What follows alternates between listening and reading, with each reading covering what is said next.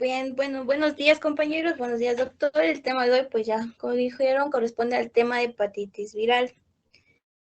Como el nombre lo indica, la hepatitis pues es una lesión inflamatoria del hígado y viral porque está mediada por virus. Existen muchos tipos de virus que pueden producirnos una hepatitis, entre ellos tenemos a la familia de los herpes, principalmente el virus del Epstein-Barr, al citomegalovirus, al virus del herpes simple, al virus de la varicela zoster y otros como el virus de la rubiola, el sarampión, la fiebre amarilla y el ébola. Sin embargo, contamos o existen virus hepatotrópicos que tienen mayor afinidad por el tejido hepático, que estos son el tipo A, B, C, D, E y F, G. La mayoría de ellos nos da cuadros agudos y autolimitados. Sin embargo, los tipos B, C y E nos pueden generar cuadros crónicos. Se ha estimado igual forma que de 1 a 4 millones de muertes son producidas por todo el año debido a una hepatitis viral y la mayoría de estas son por los tipos B y C. Entonces, empezamos con el hepatitis A. Este es un virus de tipo de la familia perteneciente al Picornaviridae. Es un virus RNA lineal y tiene una cápside la cual contiene proteínas BP1, 2 y 3. Tiene forma icosaédrica y no está envuelta. Es posible inactivarlo mediante un proceso de ebullición durante 1 minuto o al contacto con formaldehído y cloro o radiación ultravioleta. La hepatitis A es una enfermedad de extensión mundial. Es más frecuente en los países en vías de desarrollo, pues México corresponde a una área endémica. La transmisión es oral fecal y esto porque los pacientes infectados eliminan gran cantidad del virus a través de las heces fecales.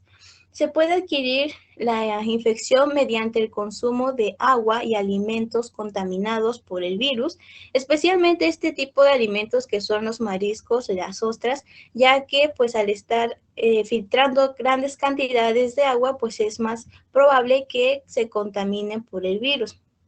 De igual manera, pues si se comen crudos o si se cocen al vapor, pues no es suficiente para eliminar el virus. De igual manera, puede producirse el contagio a través de el, a través de las personas, por ejemplo, que son personales de guardería, porque la población de mayor riesgo para el contagio de hepatitis A son los niños, ya que pues ellos no tienen o no han desarrollado del todo sus hábitos higiénicos y porque también son más susceptibles a la infección. Entonces también los adultos no inmunizados de los países desarrollados y que tienden a viajar a países endémicos también son población de mayor riesgo. El personal de guarderías pues al estar expuestos con estos pequeños y sobre todo también las parejas o las personas, perdón, que practican el sexo oral anal y las personas que consumen drogas. Bien, la patogenia de la infección por virus de la hepatitis A no se comprende completamente, pero lo que ocurre es que una vez ingerido el virus, se absorbe a través del tracto gastrointestinal y viaja hacia los hepatocitos a través de la circulación portal, produciendo pues lesión hepatocelular y el proceso de replicación viral. Después de la replicación en el hígado, el virus se excreta a través de la bilis y de ahí se libera a través de las heces. Ahora, el periodo de incubación va de 15 a 50 días y en promedio es de 28 días. Es importante reconocer de igual forma los periodos de infectividad, ya que pues hay mayor probabilidad de contagio. Entonces, como decíamos, el periodo de incubación es de 28 días, es decir, más o menos a la cuarta semana. El mayor periodo de infectividad se produce 2 semanas antes de la presentación de los síntomas. ¿Y cuando se presentan los síntomas? Pues cuando termina el periodo de incubación. Entonces, se presenta la infectividad 2 semanas antes y hasta 1 semana después de la manifestación de los síntomas, teniendo siendo el día 25 el de mayor infectividad. De igual forma comienzan a aparecer anticuerpos. El primero en aparecer es el de tipo IgM, el de color verde, que tiene mayor pico durante el primer mes y tiene una duración de 4 a 6 meses.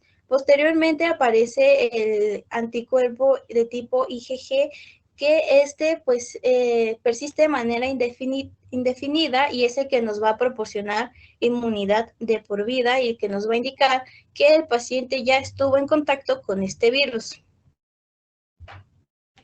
El cuadro clínico generalmente cursa de manera asintomática en el 70% de los niños y hasta el 30% de los adultos. La mayoría de los casos no, bueno, porque en general las hepatitis cursan con una fase prodrómica, con una fase ictérica o fase de estado y con un cuadro de resolución. En este caso de la hepatitis A, la mayoría de los pacientes solo manifiestan la fase prodrómica y es menos frecuente que llegue a una fase ictérica. Y como les mencionaba, la hepatitis A no tiende a cronificar. Entonces, la fase prodrómica casi siempre va a ser igual a los diferentes tipos de hepatitis viral aguda producida por los otros tipos de virus. Tiene una duración entre 3 a 5 días y se manifiesta por astenia, adinamia, anorexia, pérdida de peso, dolor leve en el cuadrante superior derecho y importantemente la diarrea, que se presenta hasta el 50% de los niños y es raro que se presente en los adultos. También puede manifestarse un cuadro pseudogripal, vómito, fiebre y pérdida del apetito por el alcohol o el cigarro. Si esto evoluciona hacia una fase ictérica, pues luego aparece lo que sería coluria, acolectericia y los demás síntomas disminuyen. Y a la tercera semana de evolución puede aparecer prurito generalizado, hepatomegalia y esplenomegalia hasta en un 20% de los casos. De igual forma, hay algunas manifestaciones que se presentan de manera ocasional, como la hepatitis colestásica, la cual se caracteriza porque hay una obstrucción de la vía biliar. Entonces, también se caracteriza porque presenta una elevación prolongada de fosfatasa alcalina y de bilirrubina. Algunas otras manifestaciones extrahepáticas que pueden presentarse en hepatitis de tipo A es la anemia plástica, el síndrome de Guillain-Barré, meningoencefalitis y pancreatitis. El diagnóstico, al igual que en todos los tipos de hepatitis viral, va a ser mediante serología. En el tipo de hepatitis de tipo A, el diagnóstico se hace mediante la detección del anticuerpo de tipo IgM contra el virus de la hepatitis A. Y también tenemos algunos datos de laboratorio que nos ayudarán a correlacionarlo con el diagnóstico. En la biometría hemática podemos tener leucopenia, linfopenia y neutropenia, sobre todo en la fase preictérica.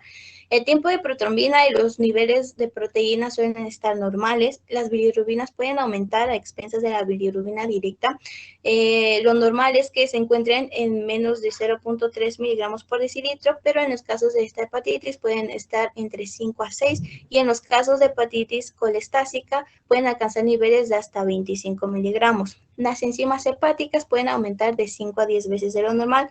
La fosfatasa alcalina puede aumentar hasta 3 veces. La velocidad de sedimentación globular puede aumentar sobre todo en la fase preictérica, pero luego tiende a normalizarse. Y el examen general de orina tiene la capacidad de detectar los bilirrubinas antes de que comiencen pues las manifestaciones clínicas.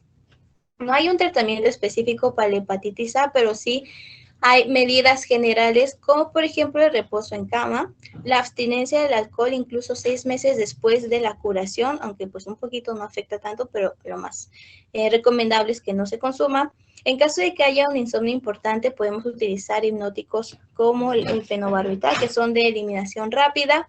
En caso de que las náuseas o los vómitos nos impidan una alimentación oral, podemos usar antieméticos como la ortopramida y en casos de estreñimiento grave, las laxantes leves, como lo serían supositorios de glicerina o enemas de agua caliente.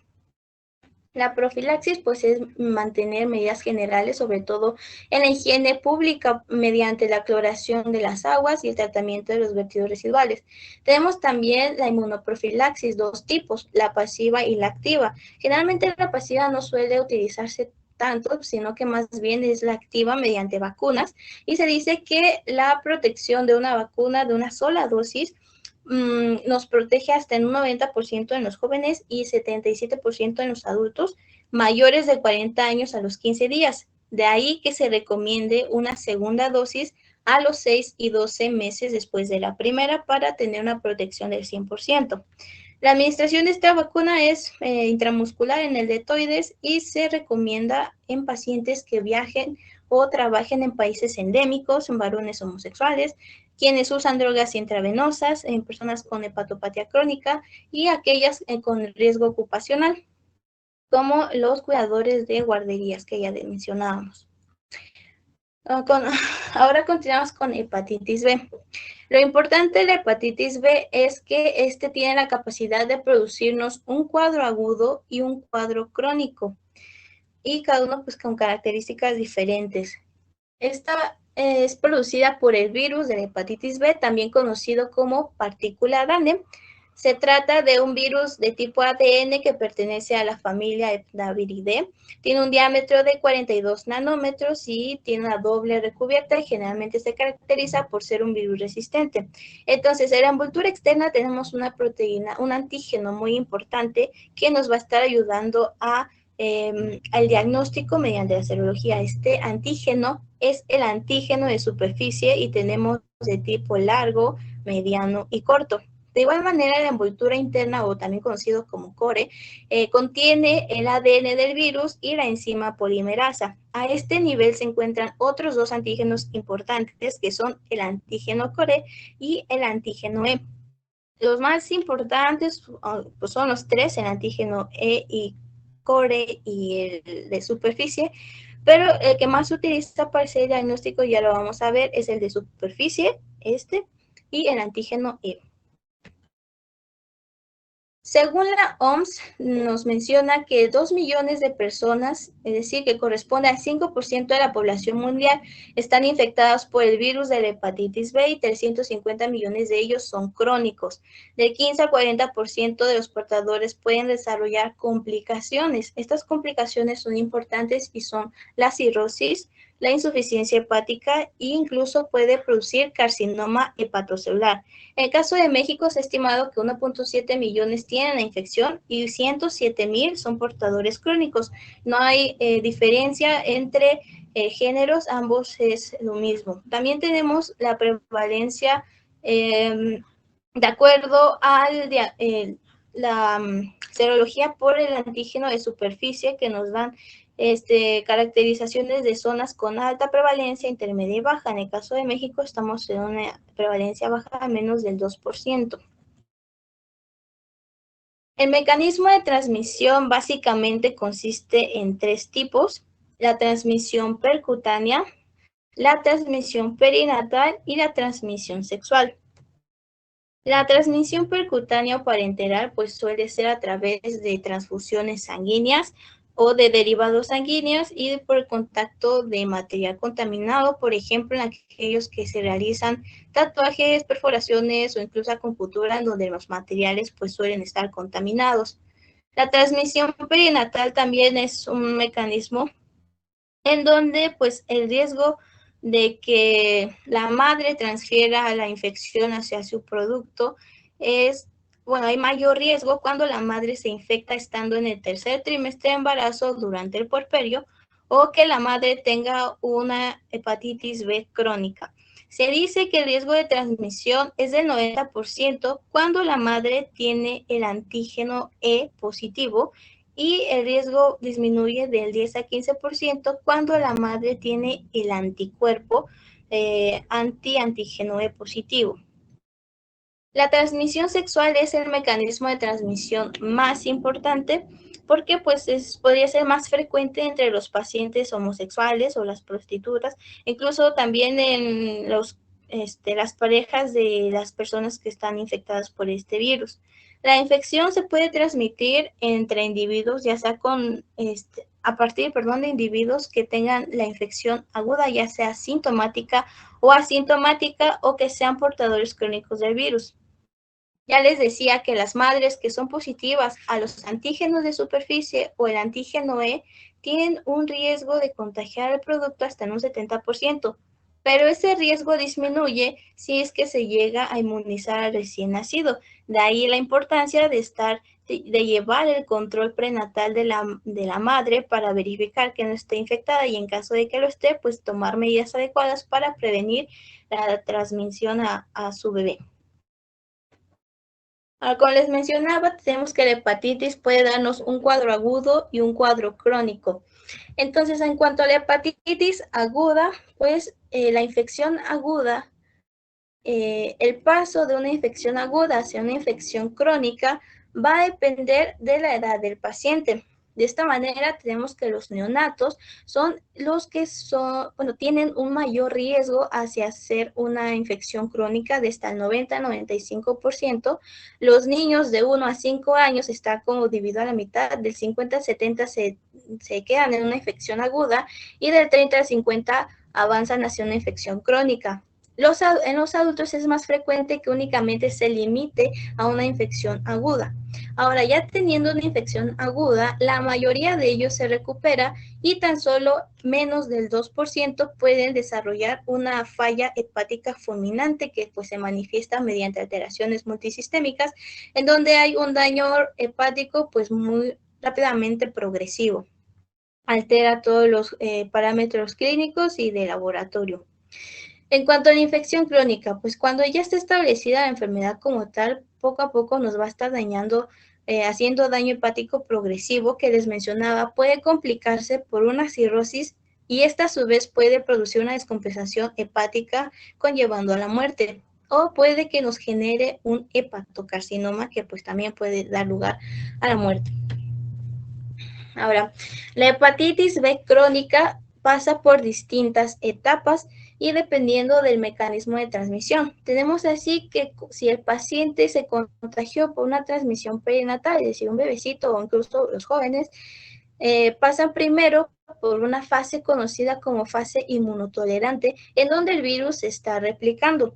Nosotros podemos saber que este virus se está replicando a través de la serología mediante la positividad del antígeno de superficie, el antígeno E, la presencia del material DNA del virus de la hepatitis B y también vamos a estar monitorizando cada etapa mediante los niveles de las enzimas. Entonces, esta fase inmunotolerante les digo que pues el paciente el virus está replicando en el paciente y el paciente aún no crea una respuesta inmunológica contra este. Entonces se va a caracterizar por eso, porque hay una replicación, un antígeno de superficie positivo, el antígeno de positivo, el DNA del virus de la hepatitis B positivo y las enzimas hepáticas van a estar normales.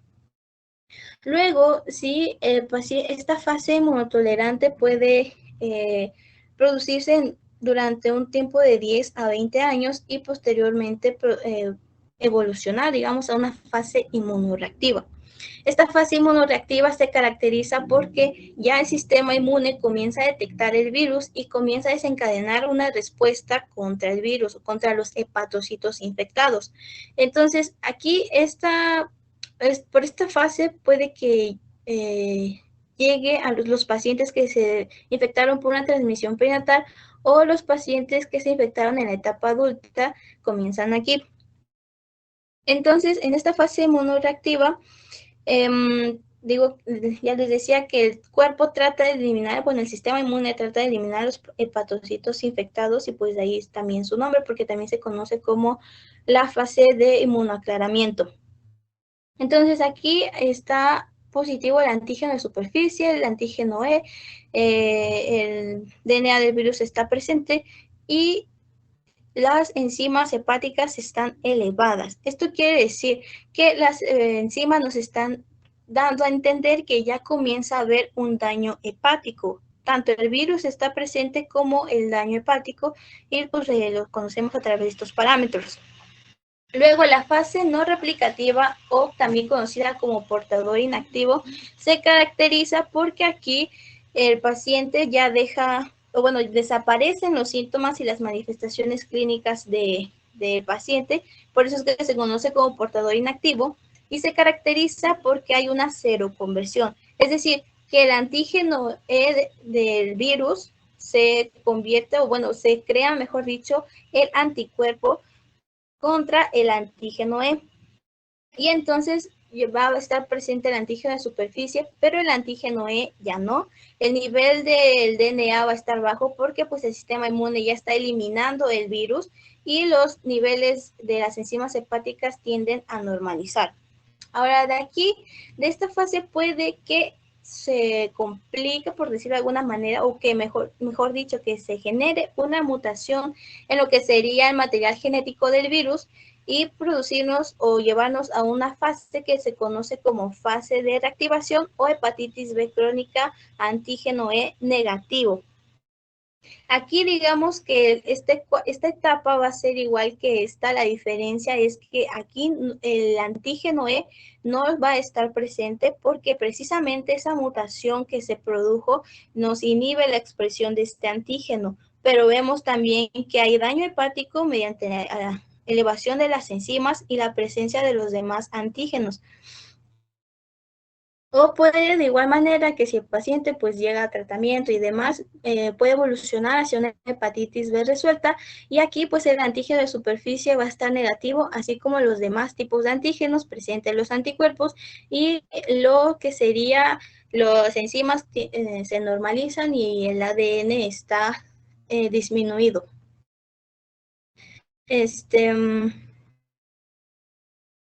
En cuanto a las manifestaciones clínicas de la hepatitis aguda, pues el periodo de incubación del virus es de 6 semanas a 6 meses y tiene una resolución espontánea de 4 a 8 semanas.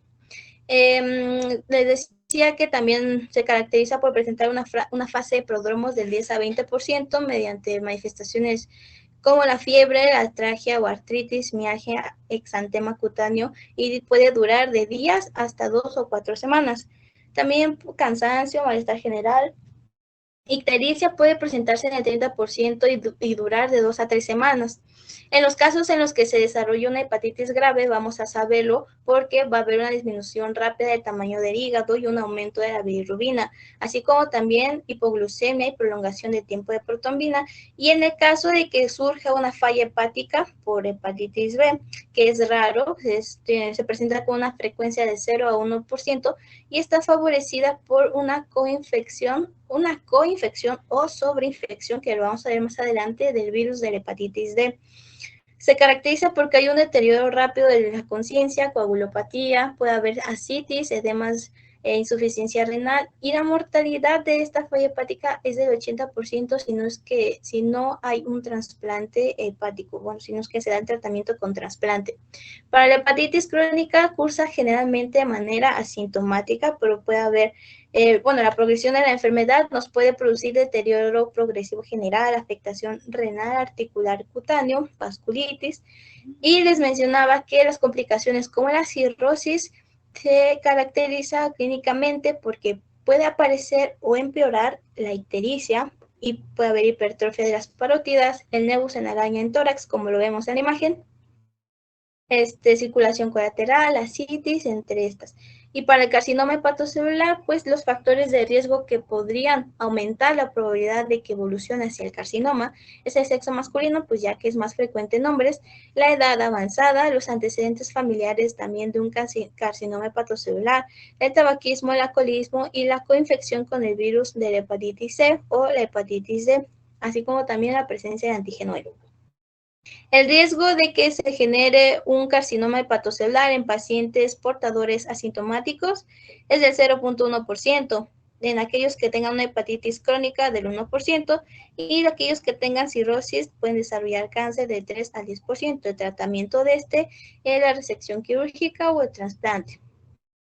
El diagnóstico pues sí va a estar un poquito difícil, pero esto va a depender sobre todo de qué antígenos y qué anticuerpos están presentes en el momento de la evaluación del paciente. Este está más sencillo de entender. Primero, si el paciente tiene un antígeno de superficie positivo, vamos a ver cómo está el anticuerpo anticor. Si es que está positivo, estamos ante una probable infección de hepatitis B aguda y en este caso pues tenemos que evaluar el historial clínico y las pruebas hepáticas, revisar también los tiempos de coagulación para excluir otros tipos hepatitis fulminante. En caso de que este antígeno sea negativo, nos vamos a ver cómo está el antígeno E. Si es positivo, debemos ver los niveles de enzimas para evaluar el daño hepático. Si es que estas están normales, quiere decir que pues estamos en una fase inmunotolerante, es decir, que el virus está presente, pero todavía no hay respuesta contra este virus. No se recomienda la biopsia hepática, pues está en controversia de si se hace o no, pero lo recomendable es que no se haga.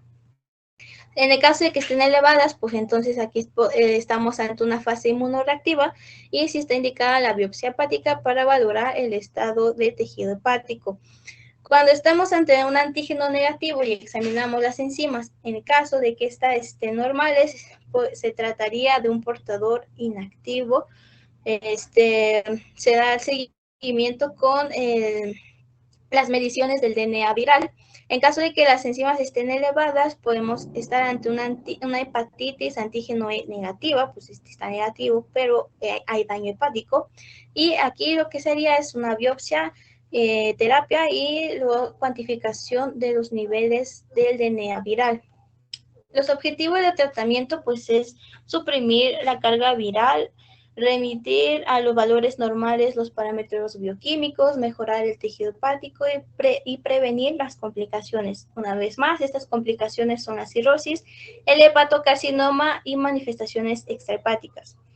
Vamos a estar evaluando la respuesta de tratamiento mediante parámetros bioquímicos, virológicos, serológicos e histológicos. Se menciona también que cuando el paciente esté en una fase de inmunotolerancia o portador inactivo, no está indicado el inicio de la terapia. Para esto tenemos dos terapias. Puede ser que aumentemos la respuesta inmune del paciente para que combata el virus o dirigir a terapia contra el virus. Y para ello tenemos estos medicamentos como el interferón pegilado, el cual tiene una actividad tanto antiviral como inmunomoduladora, pero tiene muchos efectos adversos. También, este medicamento se considera de preferencia para pacientes jóvenes que no tengan cirrosis y que tengan una carga viral baja y no tengan, que tengan una actividad inflamatoria marcada. Luego tenemos estos tipos de fármacos conocidos como análogos nucleósidos que inhiben la transcripción reversa del ARN viral, por lo que suprimen la replicación del virus. Tenemos estos 5 tipos, pero con el que se prefiere iniciar es con los ¿cómo les dije? Análogos nucleósidos de alta potencia y baja resistencia como de Decavir y el tenofovir.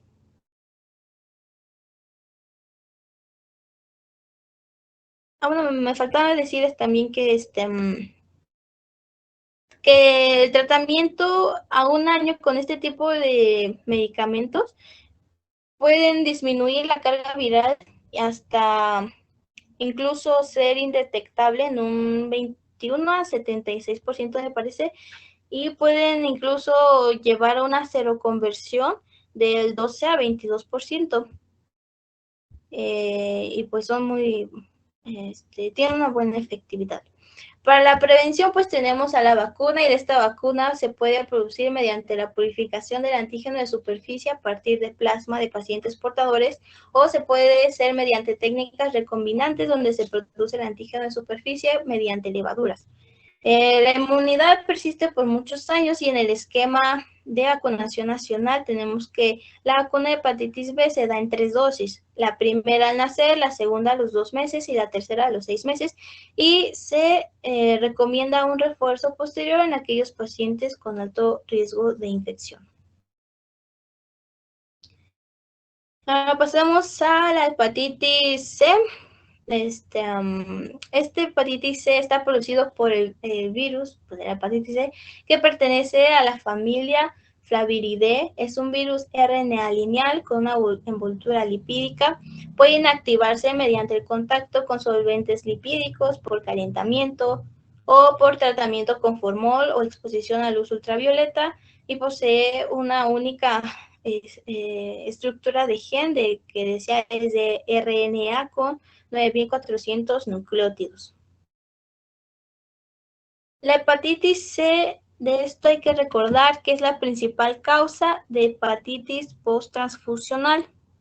Representa entre el 20 al 50% de todos los casos de hepatitis viral y según la OMS, las regiones más afectadas son las del Mediterráneo Oriental y en Europa tenían una prevalencia de 2.3 y del 1.5%. El riesgo de infección o los riesgos en el caso de México, el 70% de ellos son a través de una transfusión sanguínea y derivados sanguíneos, 25% suele ser de manera esporádica y hasta el 5% en trabajadores de la salud, en contactos sexuales y del medio familiar con un familiar que esté infectado, así como también la transmisión vertical a través de la madre. Se dice que la prevalencia en México es del 1 al 1.9% y que existen alrededor de 1.2 millones de personas infectadas por el virus de la hepatitis C. Tenemos diferentes genotipos del virus, pero el más frecuente es el genotipo 1 y este se asocia a una enfermedad hepática más grave e incluso un riesgo mayor de generar un cáncer de hígado, un hepatocarcinoma. La transmisión pues, puede ser parenteral, materno-fetal y mediante las relaciones sexuales. Les mencionaba que la más importante es la transmisión parenteral a través de las transfusiones sanguíneas, siendo esta del 90%. También están en riesgo las personas con exposición ocupacional, como el personal médico,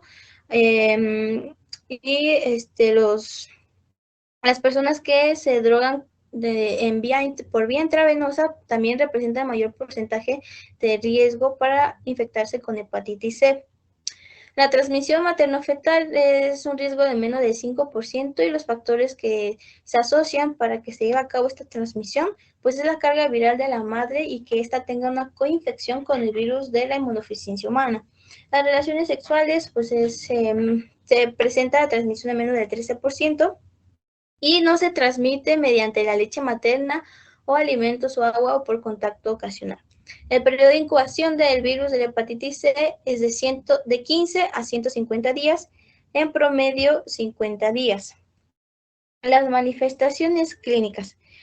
Aunque por lo general no se asocian síntomas con este tipo con la hepatitis C, la infección en sí, pues les mencionaba que puede tener esta fase de prodromos que se caracteriza por las náuseas, por el dolor en cuadrante superior derecho, por la ictericia, por los otros síntomas que vimos y es similar pues, a los otros cuadros de hepatitis viral. El riesgo de que el desarrollo de una insuficiencia hepática fulminante es menos del 1% y 80% de ellos progresan a una cronicidad y esta cronicidad se caracteriza por ser asintomática o incluso puede cursar con fatiga. Entonces tenemos que los pacientes de un 15 a 25% eliminan el virus y 15 de ellos pueden llegar a la curación, pero la mayoría evolucionan a una fase crónica. Para detectarlo mediante la prueba de ELISA, esta suele ser positiva en 8 semanas y hasta el 97% puede ser positivo en 6 meses. Y la presencia del ARN viral es positivo en días hasta 8 semanas. No hay una inmunidad protectora para el virus y en las etapas avanzadas puede haber manifestaciones como síndrome ictérico, astenia, dinamia, hiporexia, hipoalbuminemia e hipocolesterolemia. Ese también es un dato importante, que el intervalo que hay en el momento de la transfusión sanguínea hasta que aparezca una hepatitis crónica sintomática es de 10 años. El intervalo que hay desde esa transfusión hasta la presencia de una cirrosis hepática es de 21 años y el intervalo que hay entre la transfusión hacia el desarrollo de un carcinoma hepatocelular es de 29 años. El diagnóstico es mediante una prueba de ELISA de tercera generación en donde se determinan los anticuerpos contra el virus de la hepatitis C y posteriormente se confirma con la presencia del ARN viral mediante una PCR. Para confirmar el diagnóstico debe ser positivo en al menos 2 veces con un tiempo de separación de 6 meses. Y dependiendo de los datos que tengamos de positividad o negatividad, podríamos interpretar el diagnóstico. Cuando tanto el anticuerpo como el ARN son positivos, podríamos estar ante una infección aguda o crónica, dependiendo pues de los antecedentes del paciente y demás, que ya determinamos si es agudo o crónico. Cuando tenemos la presencia de los anticuerpos, pero no hay ARN viral, pues puede ser que la enfermedad esté en un periodo de resolución o que sea un falso positivo. Cuando tenemos positivo el ARN, pero no hay anticuerpos, podríamos estar ante una infección que apenas está iniciando, en donde los anticuerpos aún no se sintetizan. Y cuando ambos están negativos, pues hay una ausencia de la infección. Se dice que hay una ausencia de infección cuando el ARN ya no es detectable por PCR en al menos 2 ocasiones en pacientes que tenían pues una serología positiva. También la biopsia nos va a aportar mucha información, se debe realizar previa al tratamiento ya que nos va a hablar acerca de cómo será el pronóstico y la respuesta al tratamiento viral y también nos ayuda a descartar otras enfermedades. Dentro de algunos hallazgos histopatológicos tenemos a la esteatosis, nódulos linfoides y colangitis crónica. Se recomienda tomar esta biopsia antes del tratamiento, posterior al tratamiento, que es donde vamos a valorar la respuesta que ha tenido el paciente al mismo, y 12 meses después de finalizar el tratamiento para valorar el estado del tejido hepático, hacer una evaluación histológica, pues. El tratamiento, pues afortunadamente ya hay un tratamiento que nos ayuda a eliminar, o ya hay curación, por decirlo así, de la hepatitis C. Y para comenzar con este tratamiento debemos ver si el paciente es cirrótico o no. Para saber si tiene cirrosis tenemos algunas pruebas, la conocida como FIB-4, en donde el paciente es cirrótico si tiene una puntuación mayor de 3.25. Tenemos también el índice de APRI, donde el paciente es cirrótico si tiene una puntuación mayor o igual a 2. Y también tenemos métodos de imagen como la elastografía transitoria mediante FibroScan, donde una puntuación mayor de 12.5 kilopascales nos dicen que el paciente tiene cirrosis. También tenemos la biopsia, pero por ser un método más invasivo se prefieren estos. Ahora sí, una vez sabiendo esto, los esquemas que tenemos de estos fármacos conocidos como antivirales de acción directa, tenemos esquemas, por ejemplo, que estos de primera elección son el Glecaprevir con el Pibrentasvir. Ay, perdón. O también tenemos este esquema de Sofosbuvir con Velpatasvir. En pacientes que no tienen cirrosis, se recomienda el primer esquema con una duración de 8 semanas o el segundo con una duración de 12 semanas. En aquellos que tienen una cirrosis compensada, y esto lo vamos a saber a través de la puntuación score de Chalpug, con 5 o 6 puntos se le da el mismo tratamiento que si tuviera cirrosis. En los pacientes cirróticos se prefiere este esquema de Glecaprevir, Pibrentasvir, ya que el otro esquema tiene una menor tasa de respuesta viral sostenida en los pacientes que están infectados por el genotipo 3 del virus de la hepatitis C.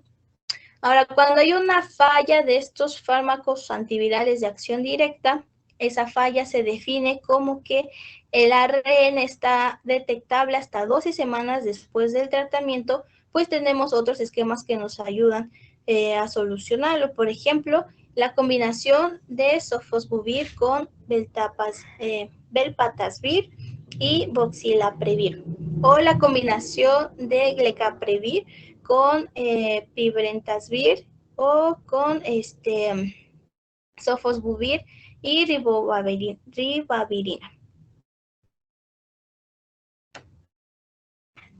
Ahora, en cuanto a la hepatitis D, este es un virus defectuoso que forzosamente necesita de la colaboración del virus de la hepatitis B para que pueda ser infectante y patógeno. Se trata de un ARN unicatenario que está asociado al antígeno, bueno, tiene el antígeno delta, de ahí su nombre, y está recubierto por el antígeno de superficie del virus de la hepatitis B. Aunque necesita del virus de la hepatitis B para ser infectivo, este virus de la hepatitis D tiene la capacidad de hacer replicación intracelular sin ayuda del virus de la hepatitis B. Entonces tenemos dos conceptos importantes, que es la coinfección, al cual se va a referir que el paciente se infectó de manera simultánea tanto del virus de tipo B como del virus del tipo D. Y la sobreinfección, en donde el paciente ya tiene el antecedente de una hepatitis B crónica y se sobreinfecta con el virus de tipo D. Entonces, en la coinfección son los dos al mismo tiempo y en el segundo, primero es el de la hepatitis B y luego el de la hepatitis D. La patogenicidad puede producirse mediante dos mecanismos. Uno de ellos es el efecto simpático del antígeno D. Esto quiere decir que produce alteraciones a nivel celular. Esto se debe porque cuando ya decíamos que este virus tiene la capacidad de replicación intracelular sin ayuda del virus de la hepatitis B, entonces cuando está haciendo esta replicación compite con la transcripción de los genes propios de la célula y pues esta interacción produce que alteraciones en las funciones de la célula. O puede ser también que el genoma del virus, del virus D se aproveche de las, digamos, herramientas del virus del tipo B, en donde el virus D inhibe la síntesis del genoma del virus B y sus productos para pues, poder replicarse. El cuadro clínico, bueno, me faltaba decir que la transmisión del virus de la hepatitis D va a ser igual a la del virus cooperador, en este caso puede ser del virus de la hepatitis B. La infección crónica puede evolucionar hacia una cirrosis hasta en un 50% de los casos en un periodo de 5 a 7 años. Puede haber lesiones de hepatitis crónica activa con o sin cirrosis y en los pacientes, estos pacientes pueden presentar en el suero anticuerpos anti-LKM3. Algunas de las características de los pacientes que tienen una coinfección, es decir, que ambos virus infectaron al mismo tiempo, es que la hepatitis aguda que produce esto puede ser autolimitada y no se distingue de otra hepatitis aguda causada por otro tipo de virus de la hepatitis. También tienen mayor riesgo de desarrollar una hepatitis fulminante, sobre todo en los pacientes que se drogan por vía intravenosa. Y en los casos de sobreinfección, estos suelen tener pues un peor pronóstico ya que causa una hepatitis aguda severa o puede incluso generarnos una exacerbación. Los pacientes con sobreinfección cronifican hasta en un 100% y también se relaciona con una mayor frecuencia de presentación de complicaciones, que ya decimos son la cirrosis y el carcinoma hepatocelular. El diagnóstico, pues debemos hacer la sospecha de que un paciente tiene infección de virus de hepatitis D porque tiene alteraciones bruscas en las enzimas hepáticas o porque hay una exacerbación de su enfermedad, en este caso, pues de la hepatitis B. También en personas que tengan cuadros clínicos de hepatitis viral y que cursen con un cuadro clínico bifásico de las... bueno, doctora, aquí quería preguntarle a qué se refiere con que tenga un curso clínico bifásico de las aminotransferasas.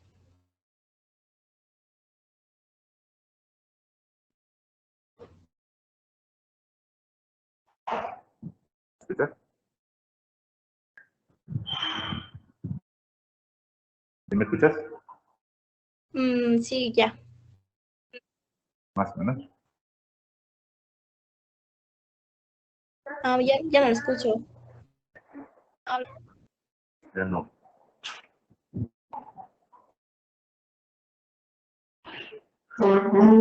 ¿Quieres, si me escuchas? Si quieres, síguele. Y ahorita al final terminamos con algunas dudas. Ok. Entonces, em, entonces el diagnóstico de la hepatitis D se establece con marcadores serológicos y en donde se va a manifestar el anticuerpo IgM antivirus de hepatitis D. Este tipo de el anticuerpo de tipo IgG que también se produce durante esta infección no va a tener la capacidad de protegernos ante una infección crónica como lo veíamos en hepatitis B, ¿no? Que se originaba los dos anticuerpos y el G daba una protección de por vida. En este caso, el antígeno IgG antivirus tipo D no da protección. Y también se confirma el diagnóstico, bueno, se puede realizar mediante la presencia de RNA viral realizada mediante una prueba de PCR. El tratamiento para la hepatitis D únicamente es la de interferón, con dosis de 5 millones 3 veces por semana durante 12 meses.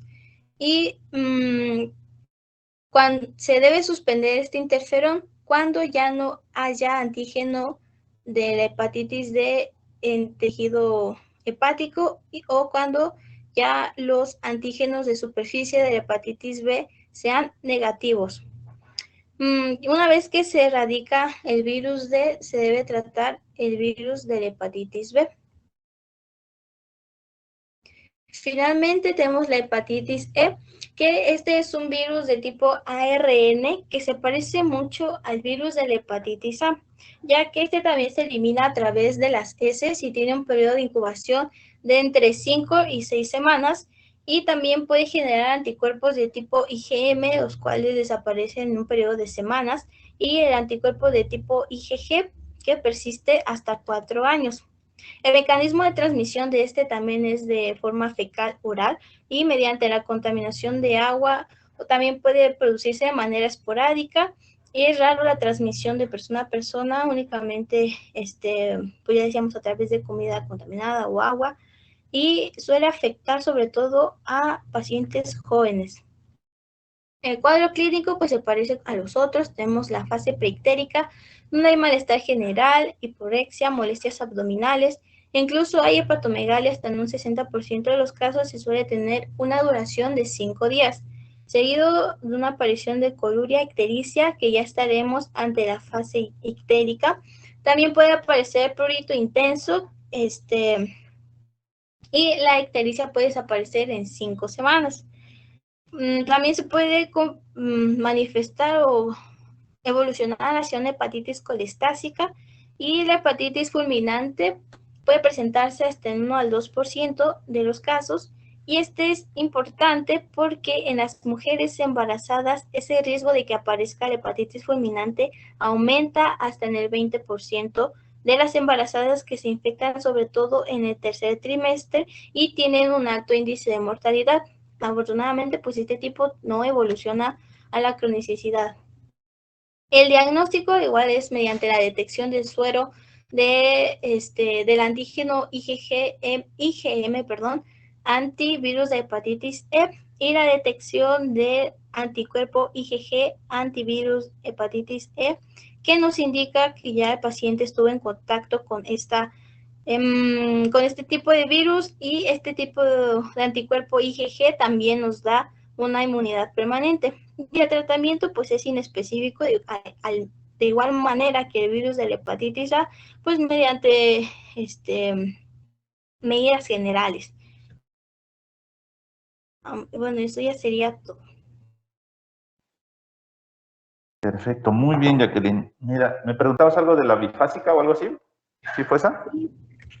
Sí, es que aquí se mencionaba que para el diagnóstico de la hepatitis D se puede sospechar en los pacientes que tengan un curso clínico bifásico en las aminotransferasas, pero no sé qué es eso, el de curso bifásico. Ok.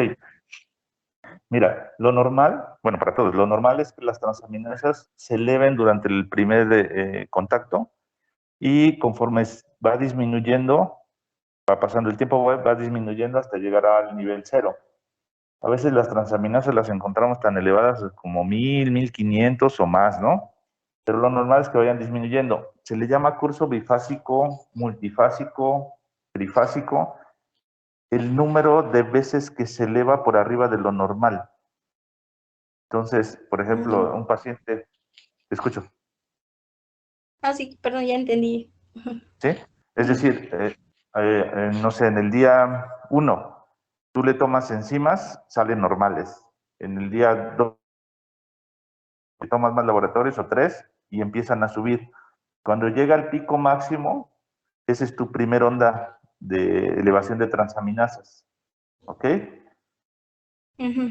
Después de llegar al pico máximo tienden a disminuir, pero en algunos pacientes puede llegar a un pico mínimo y luego volver a elevarse. Ese es el segundo pico o onda bifásica, curso bifásico.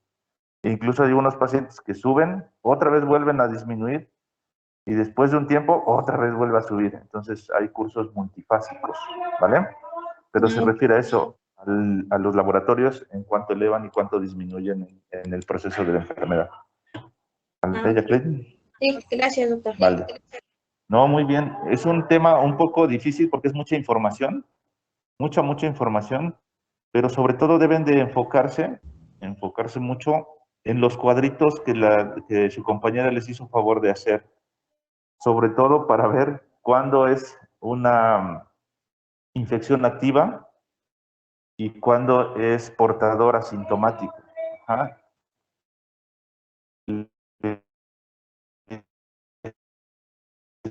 Les hizo unos cuadritos muy adecuadamente. Afortunadamente, vi que ahí le puso, ¿cómo se llaman? Pasos a seguir, que si nos sale positivo uno, tenemos que sacar otro. Afortunadamente en México, cuando nosotros pedimos un panel viral, nos viene todos los antígenos habidos y por